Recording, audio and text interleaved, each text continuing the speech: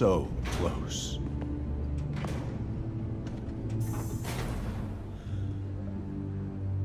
But I'll keep trying. I will find a cure. I will. I love you, son.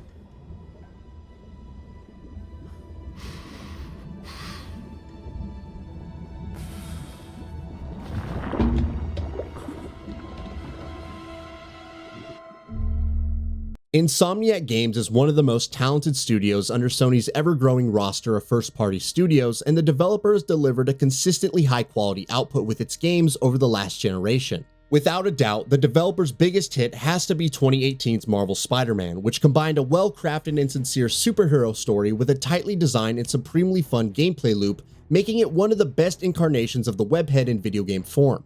Insomniac then expanded its Spider-Man universe with 2020's Miles Morales, which added new gameplay elements to the mix. Marvel's Spider-Man 2 is the next big leap for the developer, and expectations for the game are naturally very high. While the game wouldn't be out until next year at the very least, this hasn't stopped fans from speculating about the game's story and possible additions to gameplay, among a slew of other things. From the reveal trailer, it is confirmed that Venom is going to play an important part in the game's narrative proceedings, but it's unclear as to how he would fit in the emerging picture and what ramifications that would carry with regards to gameplay. We are big fans of Spider-Man here on GamingBolt, and we can't wait to gush about our theories on this matter. Venom's presence in Spider-Man 2 was already confirmed long before the reveal trailer was unveiled. We already saw a black gooey substance, the symbiote, attach itself to Harry Osborn's body whilst in stasis during Spider-Man's post-credit sequence.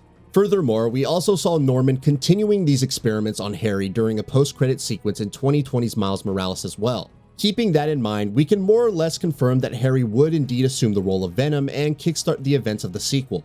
Kraven the Hunter is also speculated to make an appearance in Spider-Man 2, and he would potentially be behind Venom's treacherous schemes. Vitals are good, circulatory system healthy, brain activity normal. He's been in there long enough. Mr. Osborn, I understand he's your son, but his I want him disease could... out. Kurt. But we may be underestimating the potential danger. I said, get him out! Now!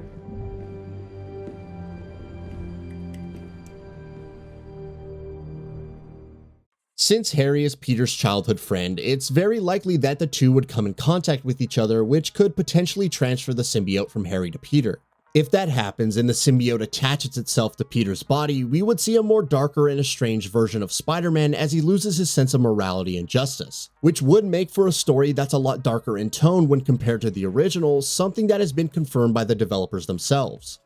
Now that Aunt May is long dead, a darker version of the webhead is going to be an interesting prospect to witness. In addition to the narrative side of things, this could also hold interesting ramifications to the gameplay as well. Thanks to the power of the symbiote, Spider-Man would have increased strength and agility, allowing him to pummel down foes with relative ease. New abilities and powers could also be introduced to the mix, which should allow for a ton of variety within the gameplay. But any good superhero story is going to need a redemption arc if it sends the protagonist into a darker territory, and that's where Miles Morales would most likely come into play. Rumors of Spider-Man 2 being a co-op game started doing the rounds as soon as we knew that both webheads are going to be in the game, but the developers have now confirmed that it's going to be a single-player experience for all intents and purposes. But even so, players are most definitely going to control Miles during some point in the story, and that makes him the perfect candidate for setting Peter back on the right path before ultimately joining him for the final showdown against Venom or Kraven the Hunter or whoever the final baddie ends up being. 2020 Spider-Man Miles Morales is proof that the new Spidey on the block is more than capable of handling tough situations, and the gargantuan task of removing the symbiote from Peter Parker is a natural step up for Miles.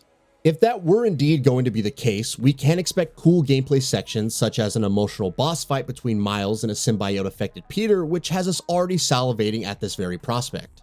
But if Insomniac were to adapt this narrative setup for Marvel's Spider-Man 2, that would risk the story sticking very close to the blueprint of Sam Raimi's Spider-Man 3. Sure, there would be some differences in rearrangement of character roles here and there, but it would largely be the same story, albeit with different actors. Of course, that's not necessarily bad, since that opens up a ton of opportunities for throwbacks and secrets that are sure to leave a smile upon any fan's face. Another slim possibility with regards to how this particular narrative setup would play out entails Miles being infected with the symbiote. In such a case, Peter would most likely help him get back to normal. While that certainly sounds enchanting, it seems very unlikely due to two reasons. A, how would he come in contact with Harry Osborn since the two don't have any connections? And B, Miles already has Venom powers, so it's possible that he is immune to the Venom symbiote. Either way, we can more or less conclude that the Venom symbiote would most likely play an integral part in Marvel's Spider-Man 2, and that it could also attach itself to one of the two Spideys that players will serve as the main narrative and gameplay hook for this sequel. But there's another question that's worth asking. How would Green Goblin fit into all of this? We also know that Green Goblin is likely to make an appearance in the sequel, since Mary Jane previously found the Goblin mask and grenades in Osborn's apartment, and the green fluid that surrounds Harry is directly related to this dangerous villain. But if Harry is going to be inflicted with the Venom symbiote, who is going to assume the role of Green Goblin? The only natural explanation would be Norman Osborn, as he is the only remaining character in this story. If that's going to be the case, then Norman would don the Goblin's mask while Harry causes death and destruction with Venom. But other fan theories also suggest that Harry's version of Venom could have more powers and abilities thanks to the combined effect of the symbiote and the Goblin fluid, which is a tantalizing prospect, albeit very unlikely. Of course, it needs to be said that these are all but speculations and theories that we are drawing out from limited knowledge that's available with regards to the game.